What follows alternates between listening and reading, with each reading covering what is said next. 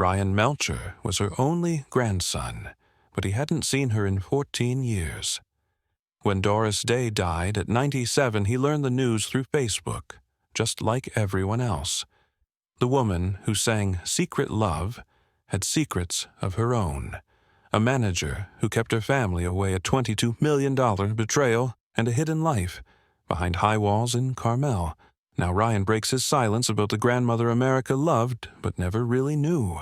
Doris Day was born as Doris Mary Ann Kappelhoff on April 3, 1922, in Cincinnati, Ohio.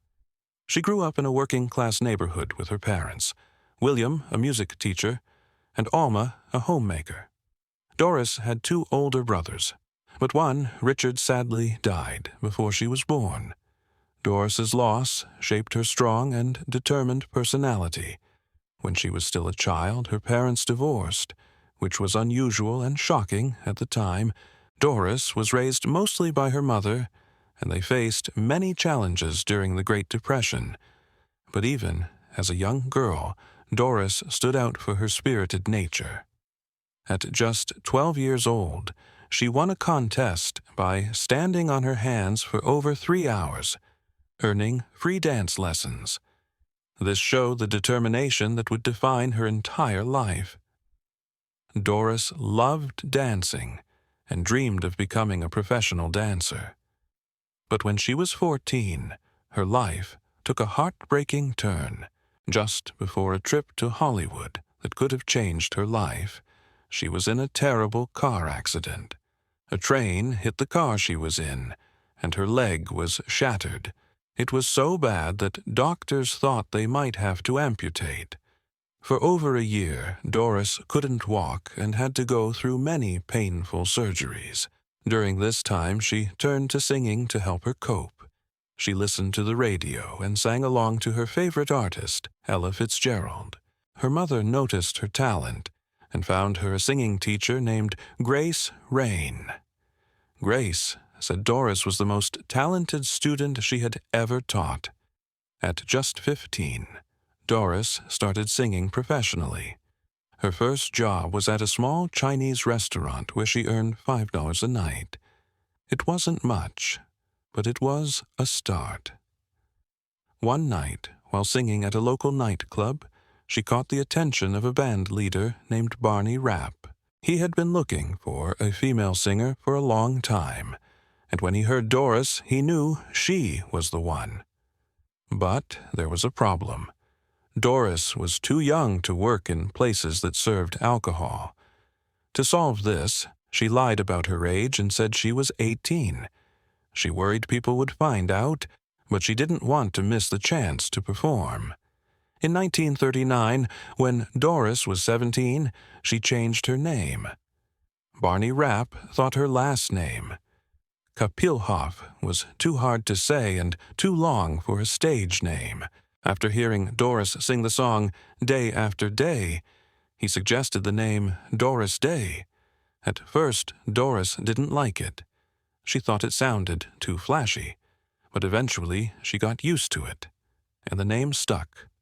Little did she know, Doris Day would become one of the most famous names in Hollywood. Doris Day's life changed forever when she joined Les Brown's band on March 15, 1940, at just 18 years old. It almost didn't happen. Doris was so scared before her audition that she couldn't stop shaking and even got sick. Backstage, Les Brown himself had to encourage her, reminding her of the talent he'd heard on the radio. With his support, she went on stage and sang Embraceable You. The band was stunned, and Doris got the job. Her time with the band wasn't easy, though. On the first time in the world, she was a singer, and she was a singer. When Doris Day was on the stage in 1941 while traveling with the group, Doris found out that her brother Paul had died in a car accident. Even though she was heartbroken, she chose to perform that night. Her emotional singing brought the audience to tears. This ability to pour her feelings into her music would make her stand out for the rest of her career. She was a very sentimental journey.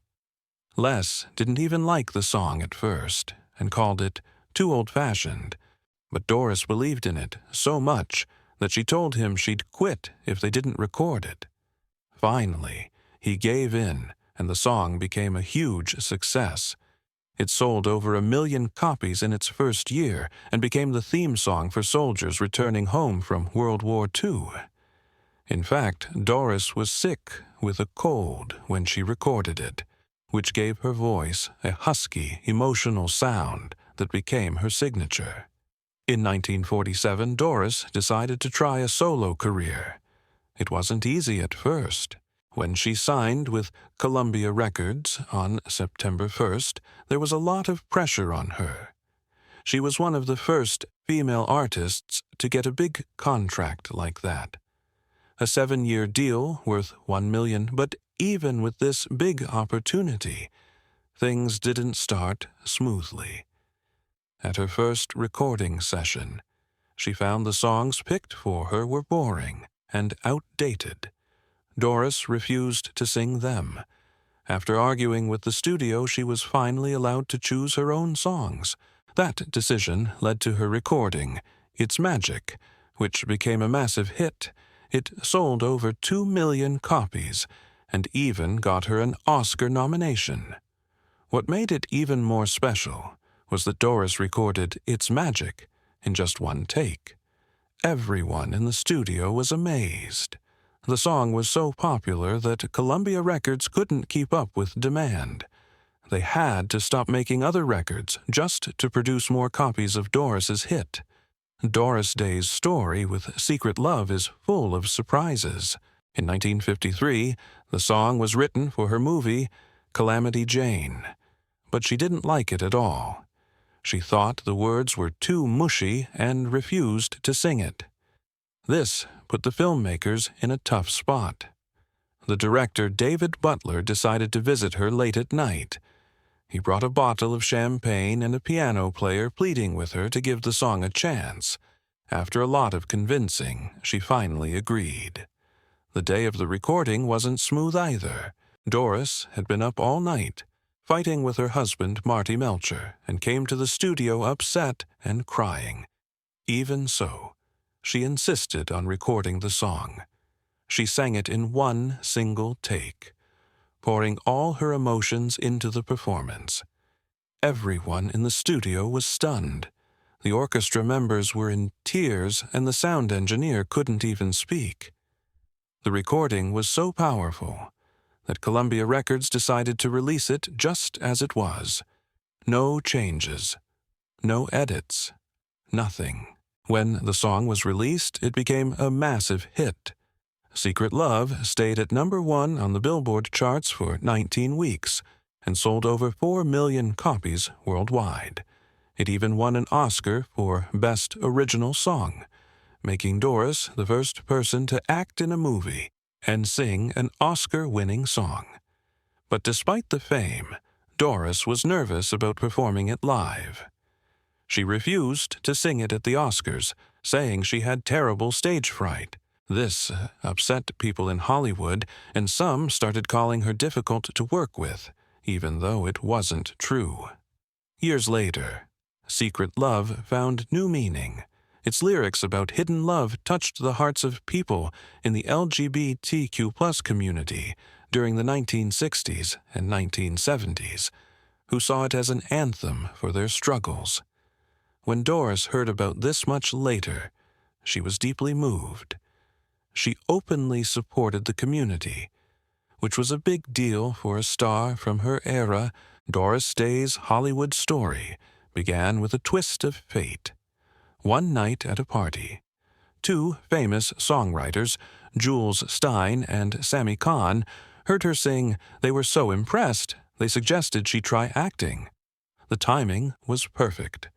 Betty Hutton, The Latin Romance on the High Seas, 1948, had dropped out because she was pregnant. Doris was 25 and had never acted before. She was nervous, but gave it a try. The director, Michael Curtis, was blown away. He called her the most everything girl he'd ever seen and gave her the part. Her performance in the movie made her a star. Despite being new to acting, Doris looked so natural on screen that people thought she had been doing it for years. The film's success landed her a long-term contract with Warner Bros. Starting her incredible Hollywood career. In the 1950s, Doris became one of the biggest stars in musicals. One of her most famous films was Calamity Jane. 1953, she played a wild and adventurous frontierswoman, a big change from her usual sweet and innocent roles. Doris gave her all to the role, even doing dangerous stunts herself, like jumping onto a moving stagecoach. She got hurt breaking a rib, but her hard work paid off. The movie made over $7 million and is still loved today. Another big success came with The Pajama Game. 1957, a fun musical about workers in a pajama factory. The movie was based on a Broadway show, and most of the cast stayed the same except for Doris. Her song, "Hey, There Was Another Chart Topper," and her lively performance made the movie a hit. It earned $5 million at the box office and proved that Doris was one of the most popular stars of the time. Doris's Day's career changed in 1955 with a movie called Love Me or Leave Me. Before this, she was known for happy musicals, but this movie was very different. She played Ruth Etting, a singer who dealt with an abusive manager and crime. The story was serious and emotional, showing a new side of Day's talent. Her acting was so good that Ruth Etting herself said, "I never knew I was that good." The movie made over $4 million and got great reviews. Some people, like her co-star James Cagney, thought she should have been nominated for an Oscar. Making the movie wasn't easy. Some scenes about the abuse were too intense for the rules of that time, so they had to change them. Still, the movie showed everyone that Doris Day could do more than sing and smile. She could act in tough roles, too. After this, Doris Day became one of the biggest stars in Hollywood. In the late 1950s and early 1960s, she was a box office queen. From 1960 to 1964, she was the most popular movie star in America. A record only Shirley Temple had before her. One of her biggest hits was Pillow Talk in 1959, her first movie with Rock Hudson. It cost $3 million to make, but earned over $18 million. Her chemistry with Hudson was amazing, and they made 2 more movies together. Lover Come Back in 1961 and Send Me No Flowers in 1964. All 3 were huge hits, and Pillow Talk even got Day her only Oscar nomination for Best Actress. Doris Day's movies made a lot of money, over $200 million by 1965. She became known as the most bankable actress in Hollywood. She was also one of the highest-paid stars, earning $750,000 per film and getting a share of the profits. People loved her not just for her movies, but also for her style and songs. She was a true American icon. But being America's sweetheart wasn't always fun for Day. She later said it was hard to always live up to that perfect image. Even so, her influence on movies, music, and culture was huge. Doris Day's life took many surprising turns both on screen and off. She starred in her own sitcom, The Doris Day Show, from 1968 to 1973. At first, it was a family comedy set on a California ranch, but every season the story setting and characters changed. It was as if the show became something new every year. Fans didn't know what to expect, and this constant reinvention made it unique. The changes also reflected the rapidly shifting culture of the late 1960s and early 1970s. After the show ended, Doris decided to leave acting and focus on something she truly loved, helping animals. Her passion started when she was a child after her dog. Tiny died in a tragic accident. That loss stayed with her and inspired her to protect animals for the rest of her life. Even during her career, Doris showed her love for animals. While filming The Man Who Knew Too Much in Morocco, she was horrified by the poor treatment of animals on the set. She refused to keep working until the animals were cared for. Her actions led to the creation of a feeding station for the local animals, showing how much she cared and how much her voice mattered. In 1978, Doris started the Doris Day Pet Foundation, which later became the Doris Day Animal Foundation. At first, it focused on rescuing animals. Locally, Doris even took care of many animals in her own home. Over time, the foundation grew. It started working on bigger problems, like stopping animal overpopulation. In 1995, Doris created World Spay Day to encourage people to spay and neuter their pets. The event spread to over 70 countries, helping millions of animals. Doris also worked to change laws to protect animals, using her fame to make a difference. Even though Doris left Hollywood, she surprised everyone in 2011 with a new album called My Heart. At 89 years old, she released songs that had been recorded in the 1980s, many of them written by her late son, Terry Melcher. The album was very personal and full of emotion. One song, Happy Endings, even featured Terry's voice alongside Doris's fans. Loved the album, and it became a hit. It reached number 9 on the UK Albums Chart, making Doris the oldest artist to have a top 10 album with new material. In the U.S., it marked her first appearance on the Billboard charts in almost 50 years. Even after the album's success, Doris stayed out of the spotlight. She preferred to spend her time working on animal welfare.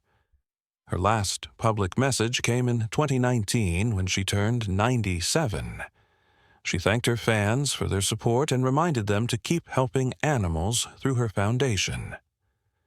Doris Day's life took a difficult turn at just 17 when she married Al Jordan, a 23-year-old trombonist. Her mother had warned her against the marriage, but Day was determined. Sadly, her mother's fears came true. Right after their wedding in April 1941, the abuse started. On their very first day as husband and wife, Jordan saw Day kiss a fellow musician on the cheek as a thank you for a gift. Furious, he dragged her out of the theater, through the streets of New York, and back to their hotel room, where he beat her mercilessly. The violence didn't stop there. Jordan was controlling and jealous, constantly accusing Day of being unfaithful. He called her terrible names, and even slapped her in public when he saw her picture on a magazine cover. Things got worse when Day became pregnant. Jordan tried to force her to have an illegal abortion, and when she refused, he beat her so badly that she nearly lost the baby. The worst moment came when she was 8 months pregnant. Jordan hid a gun in his car and drove Day to a secluded area, planning to kill her and their unborn child before taking his own life. With her quick thinking, Day managed to calm him down and avoid tragedy, but the terror stayed with her forever. From that day on, she couldn't sit in the front seat of a car without feeling afraid. After her son, Terry was born in February 1942. Day tried to hold the marriage together, hoping Jordan would change. But when he started hurting their baby, she knew she had to leave. It wasn't easy, but she found the courage to walk away and file for divorce. Sadly, this wasn't the last time Day would find herself in a relationship with an unstable man. Her second marriage to saxophonist George Weidler seemed like a fresh start. They met while performing in the same band, and their connection was instant. Day now, a young single mom, fell for his charm, and the two quickly married in 1946. After tying the knot, they moved to Hollywood, believing it would give them better opportunities. At first, things seemed promising, but cracks started to show. Weidler wasn't ready to be a stepfather, and didn't hide his reluctance when Day suggested that her mother and son move in with them. He also struggled with Day's growing success. As her singing career began to take off, he became insecure and distant. Then just 8 months after their wedding, he delivered a crushing blow. He wanted a divorce. His reason: he didn't want to be overshadowed by her rising fame or known as Mr. Doris Day was devastated. She had hoped this marriage would bring stability and happiness, but it ended almost as quickly as it began. After the divorce was finalized in 1949, she returned home to Cincinnati, with her son looking for comfort and time to heal. When she married Martin Melcher in 1951, she thought she had found happiness. Instead, he became her manager and secretly ruined her. For 17 years, Melcher and his business partner, Jerome Rosenthal, stole her money and wasted it on bad deals. Doris trusted Melcher completely and never questioned what he was doing. When Melcher suddenly died in 1968, Doris discovered the terrible truth. Her entire fortune, worth what would be $150 million today, was gone. On top of that, she was $500,000 in debt. But that wasn't all. Melcher had secretly signed her up for a CBS television show without asking her. Doris, who had been one of Hollywood's biggest movie stars, was now broke and forced into TV work. She didn't want Doris sued Rosenthal to get back what was hers. In 1974, she won a $22 million settlement. But in the end, she received only a small part of it, after making deals with insurance companies. Her son later said she got far less than people thought. This betrayal was devastating. Doris had trusted Melcher completely, and he had lied to her for almost 2 decades. It broke her heart and made her step away from the spotlight. One of the hardest parts of Melcher's betrayal was the TV show he had signed her up for. Doris had planned to retire after her last movie in 1968, but now she had no choice. She had to do the Doris Day show to pay off the debts Melcher left behind. She only found out about the show a few weeks before filming started and was horrified. Even worse, the $500,000 advance from CBS was already spent, but money troubles weren't the only challenges Doris faced. For most of her life, she struggled with anxiety and depression. Even at the height of her fame, she was battling panic attacks and fear. In 1952, while filming I'll See You in My Dreams, she had a breakdown. Her symptoms were so bad that she thought she was dying of heart disease. Instead of getting help, Doris turned to alcohol and tried to hide her pain. By the early 1950s, her mental health was at its worst. She avoided public events and turned down interviews. As a set of Young at Heart in 1954, she broke down in tears after an emotional scene. Co-star Frank Sinatra had to comfort her. Doris later said she felt like she was on the edge of a complete breakdown. During this time, shockingly, Doris didn't seek therapy until 1971, when she was almost 50 years old. For 4 years, she worked with a therapist to deal with her lifelong anxiety and depression. She said it helped her finally find some peace. Doris Day had only one child, her son, Terry Melcher, born on February 8, 1942. For several years, she raised Terry alone. Then in 1951, she married Martin Melcher. Martin adopted Terry and gave him his last name, but their home life wasn't always happy. Martin was often harsh and controlling, and Terry had to find his own way in the world. As Terry grew older, he started making a name for himself in music. By the 1960s, he was working as a producer at Columbia Records. He helped create huge hits, like Mr. Tambourine Man and Turn, Turn, Turn for the Birds. He also worked with Paul Revere and the Raiders, helping them produce several hit songs. Terry's talent didn't stop there. He later worked with the Beach Boys and even produced their hit song Kokomo in 1988, which became their first #1. One song in 22 years. But Terry's life wasn't just about music. In 1968, something terrifying happened. Terry was living at a house in Los Angeles with his girlfriend Candace Bergen. This house on Cielo Drive later became the site of the infamous Sharon Tate murders by Charles Manson's cult. Terry had met Manson through a mutual friend, Beach Boys drummer Dennis Wilson. Manson wanted Terry to help him get a record deal, but Terry decided not to. This rejection made Manson angry. A few months later, Terry moved out of the house. Not long after Manson's followers killed Sharon Tate and her friends there, some people believe Terry might have been the target, but no one knows for sure. Ryan Melcher, Doris Day's only grandson, shared a heartbreaking story. Just one day after her death, on May 13, 2019. He revealed on Facebook that he had been estranged from his grandmother for 14 years. Even worse, he found out about her passing not from family, but through social media, like millions of her fans. It was a sad and shocking revelation, showing how deeply their family ties had been broken. The trouble began in 2004, after Ryan's father, Terry Melcher, passed away. Terry, Doris Day's only child, had died from melanoma at the age of 62.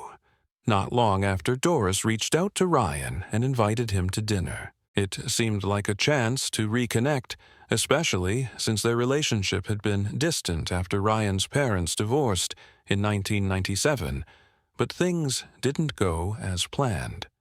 Before the dinner could happen, Doris's new business manager, Bob Bushara, stepped in. He called Ryan to a meeting at the Cypress Inn, a hotel Doris co-owned in Carmel, California. Ryan says Bushara asked him, "Why do you want to see Doris?" Ryan was stunned and replied, "She's my grandmother, Uwunu." But instead of bringing them closer, Bushara told Ryan he wouldn't be allowed to see her. He even blamed the estrangement on Ryan's parents' divorce. That moment marked the start of a painful separation that would last until Doris's death. Ryan later admitted he regretted not doing more to reconnect. He said the fences and guards around Doris' home put in place by Bushara made it nearly impossible, but he still felt he should have tried harder. Over the years, Ryan moved on with his life, becoming a real estate agent in Carmel. Meanwhile, he claims Bushara made changes to Doris's Animal Welfare Foundation, firing the longtime board members and replacing them with his own family. The story took another turn when Day's publicist Charlie Cullen Walters responded to Melcher's claims. Walters, who worked with Doris since 2011, said they tried many times to reconnect with Ryan.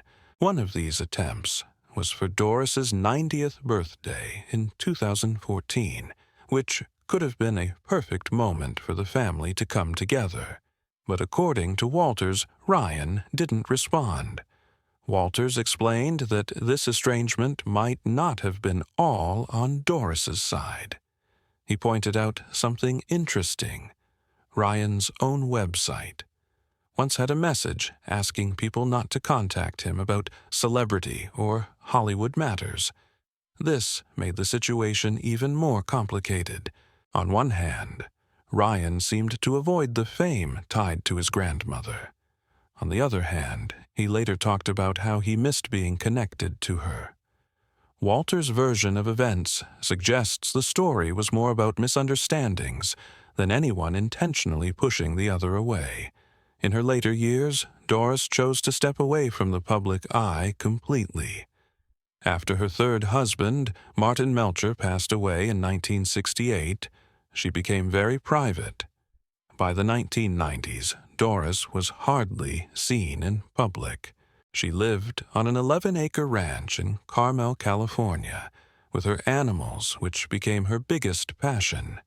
She reportedly cared for as many as 30 dogs at one time, each with its own room. Her life revolved around them, and her ranch was her peaceful retreat. Doris rarely left her home and turned down many honors like the Kennedy Center Awards because she didn't like public events or traveling. Her last public appearance was in 1989 at the Golden Globes, and her final TV interview was in 1994. People in Carmel knew her as the friendly woman who cared for stray animals and lived a simple, quiet life. She even served meals on paper plates and had a washing machine in her bedroom. She created a separate kitchen just for her pets. Her love for them was that deep. After her son, Terry Melcher, died in 2004, Doris became even more secluded. Her business manager, Bob Bashara, started handling most of her affairs. This caused tension with Ryan, who felt cut off from his grandmother. It added another layer to the story of Doris's later life, where privacy and family struggles collided.